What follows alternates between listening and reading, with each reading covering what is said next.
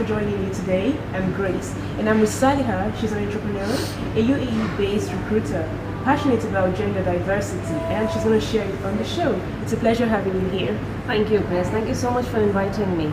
Thank you. So just before we talk about gender diversity, I would like to know how this passion came about. So what made you passionate about it? Thank you so much for asking that. Yeah.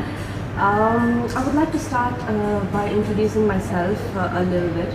I have been working in human resources and talent acquisition as a recruiter for the past 10 years in different organizations. So I've worked in corporate as well as agencies, recruiter agencies. And I moved to Dubai about 2.5 years ago. And that's when I had my second child, and I decided to take a little bit long career break. Okay. So I took about a 1.5 year maternity plus career break. Yeah.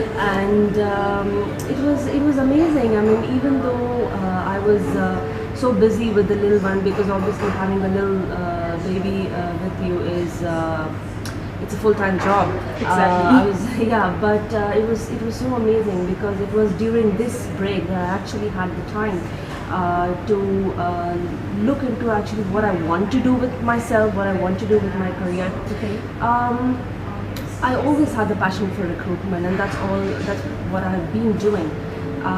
But it was this time that I did something different from my routine. So when I was working before, it was just the same routine every day, like all of us have. It's waking up in the morning, you're going to the office work, finish office, come back home, family life, that's it.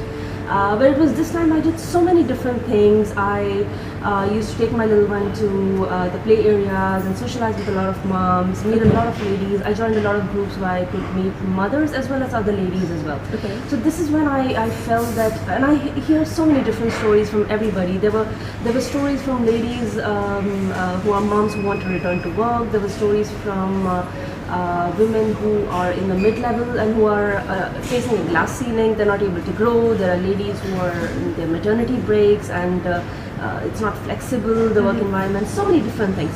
So this is when I felt that, and I myself, I thought, okay, I was even trying, when my little one was about a year old, I was trying to apply for jobs and see that if I can find something which is a little bit flexible, so I can do both. I can have a career and I can have my balance my own life. But for everybody, it wasn't easy. Okay. And I did have some successful interviews, and I did get some job offers, but the hours were just not something which I wanted to do. So 9 to 6 is not something I could do. Having two children, exactly. Yes. So then I thought, looking with my experience and combined with all these stories which I heard, I thought, why don't I put together my passion, okay, plus this feeling I have of helping other women and helping myself as well. Yeah. Why don't I put these together? And that's what formed my company, which is called Women Talent Connect. Okay. So what Women Talent Connect does is that we help organizations create a gender diverse workforce. Oh, okay. Yeah. So and we do it in a few different ways. So we try to focus on the leadership levels and the technical levels as well, just because I feel, and it's very obvious that women are always underrepresented in this sector. Okay. Now, so this is how I came up with a passion. Yeah. Yes. Very good initiative, really. So how can this help individuals and organizations? Sure. Gender diversity, or I would say gender inequality, is a global issue. True. We all know that we need to work on this. And it has been proven through a number of surveys and reports that gender equality is beneficial for the business. True. A well-known consulting firm called McKinsey and Company, they conducted a survey, and it has been proven that organizations that have a gender diverse workforce are more likely to perform 15% better than the other industries. Okay. Just by achieving, if we are able to achieve gender equality by 2025, this would add $12 trillion to the global economy. So, and there are so many, I mean, I can just list down so many. I have actually published an article about this, why diversity and inclusion is important for your business on LinkedIn. Okay. And I have listed down quite a few points there, statistics wise, on how this affects the business and why is it important for your business. Okay. This is not a male or a female issue. This is not a man or a woman issue. Every time I introduce myself and every time I speak to the companies or individuals, I get a lot of different reactions from people. Okay.